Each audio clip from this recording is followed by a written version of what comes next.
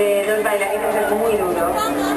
Saber que vamos a terminar con el sueño de uno de vosotros es difícil, pero son las reglas del concurso.